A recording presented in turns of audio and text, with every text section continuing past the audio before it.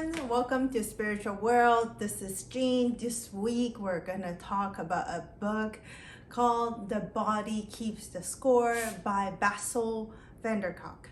I have to say, I'm so sorry everybody, it took me a bit more time to read this book because it was really hard, because it talked about trauma, PTSD, rape, incest, survivors.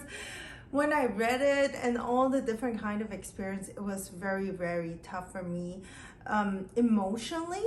But this is definitely a great book if you are someone that has gone through some trauma that needs to go through the process of alleviating it. So it's definitely a book I would recommend. He said that whenever, as a person, very often we will have different kind of emotions, anxiety, judgment of the world, and internal belief systems.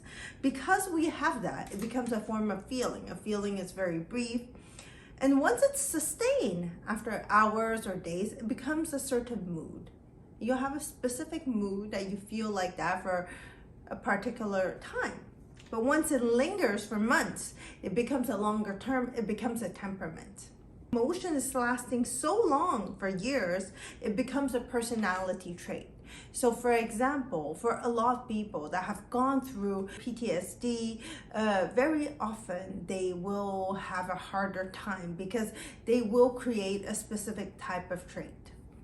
Now, right now I'm gonna talk to you about a case called Bill. His name was Bill, based on the book, and he is a war veteran.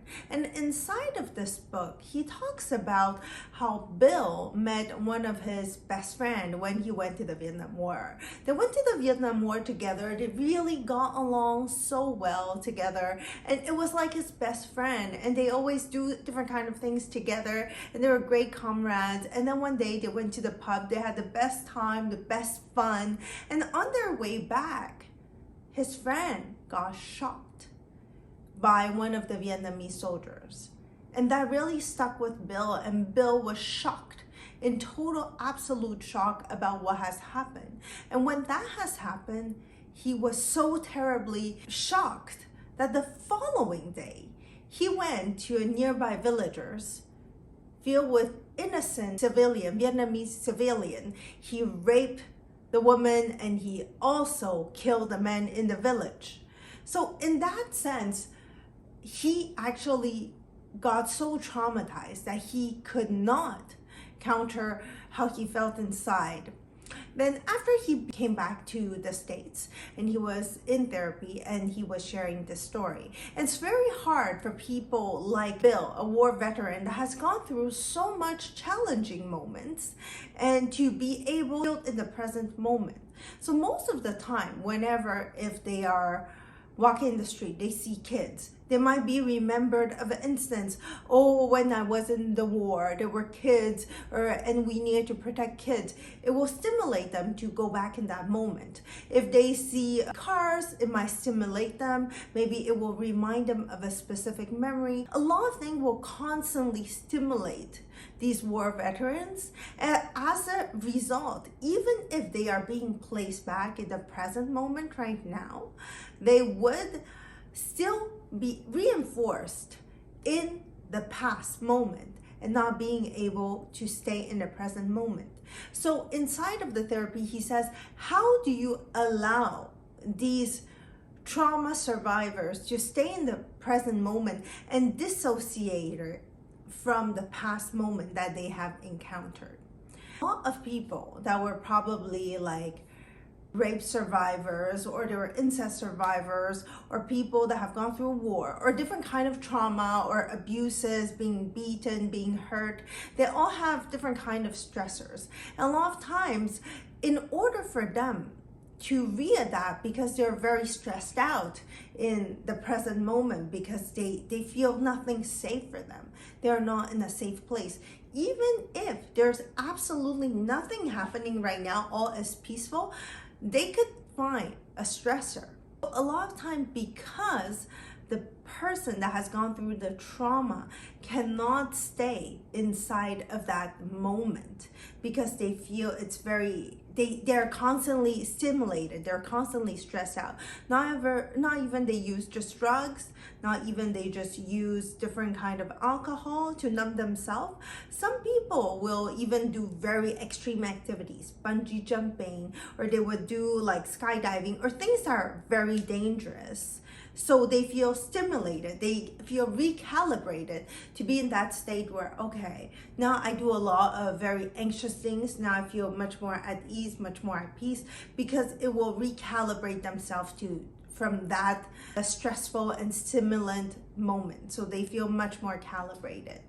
For example, there was a rape victim. When he heard the therapist said, oh, let me wipe that for you because she dropped water on her, she was reminded of what her father did during incest. Let me wipe that for you. And she would go in a panic that would stress her out. But with therapy, she learned to detach from that moment, that stressor that was hurting her.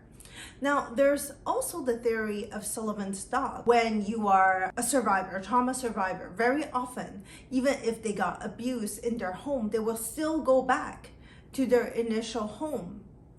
Why is that? A study called the Sullivan dog, where they place a bunch of dogs inside of a cage and they would repeatedly electrocute them. And after he electrocuted the dog a last time and opened the door.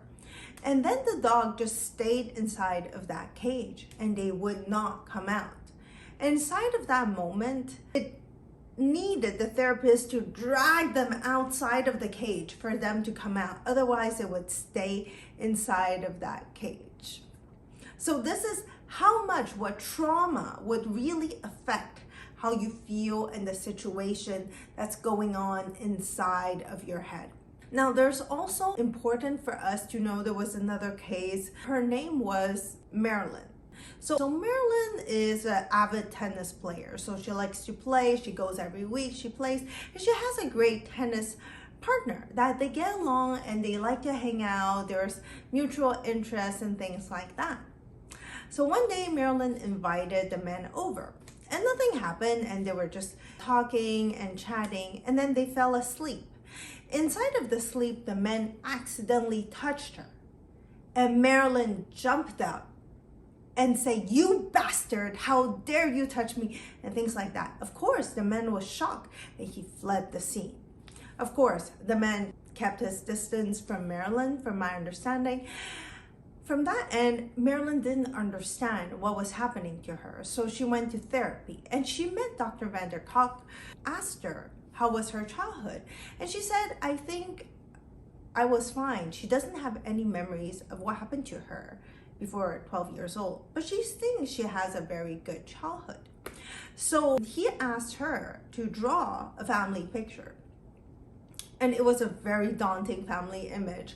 It was an image where there was three family members and a huge penis and eyes looking at her. So there was definitely something that happened, but she could not remember it.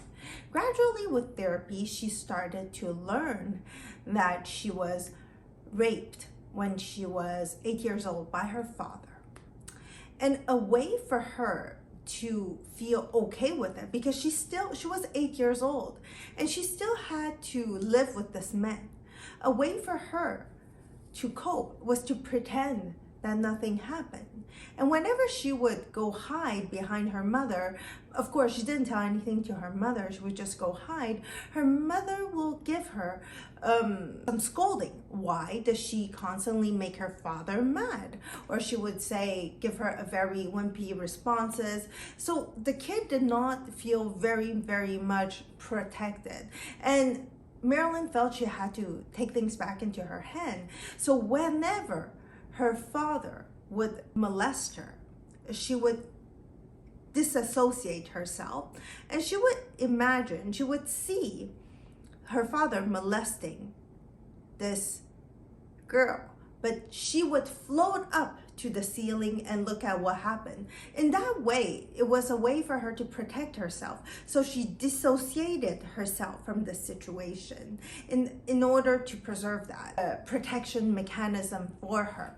And when that happened, she also had people that go through a situation like that, they have very little sexual desire. They don't really like being touched by male or people, because it will trigger that stressor of being touched by someone like her father. So in this case, Marilyn had to unravel all of that, and she used dissociation to help herself.